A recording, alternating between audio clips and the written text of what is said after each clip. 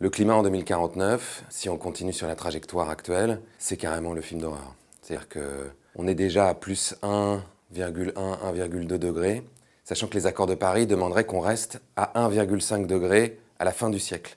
Il y a de fortes probabilités que les 1,5 degrés, on les dépasse déjà aux alentours de 2030-2035. On a un certain nombre d'études scientifiques qui nous disent si on dépasse 1,5, on va dépasser 2, et si on dépasse 2, on va déclencher des phénomènes qui seront potentiellement irréversibles. C'est la fameuse étude qui est parue en juillet 2018 sur la planète Étuve.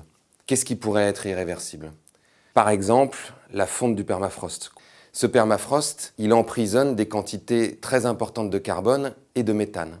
Un certain nombre de scientifiques ont peur que si l'ensemble du permafrost fond, notamment en Arctique, les quantités de carbone qui soient renvoyées dans l'atmosphère, c'est à peu près 4 fois plus que ce qu'on a déjà émis. Ce qui voudrait dire qu'on bascule dans une situation qui est irréversible, où on ne sait plus comment faire.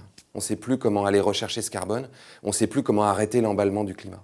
Donc la température potentiellement continue à monter, 3, 4, 5 degrés. La trajectoire actuelle, ce que nous dit le dernier rapport du GIEC, c'est plus 5 degrés en 2050.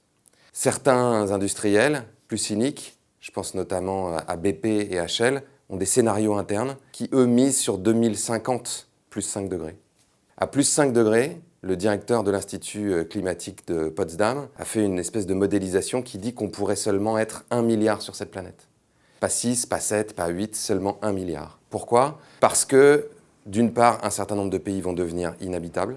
Parce que les scientifiques nous disent aujourd'hui que pour chaque degré d'augmentation de la température, on va perdre 10% de rendement agricole. Donc plus 5 degrés, ça fait moins 50% de rendement. Parce qu'un certain nombre de ressources naturelles vont être de plus en plus rares, notamment l'eau. Que ça risque de déclencher des conflits entre des pays. Que des centaines de millions, voire des milliards de personnes vont migrer. Que ça aussi, ça va déclencher des conflits entre des pays. Donc dès aujourd'hui, on a besoin de se mobiliser comme jamais aucune communauté humaine ne s'est mobilisée avant nous.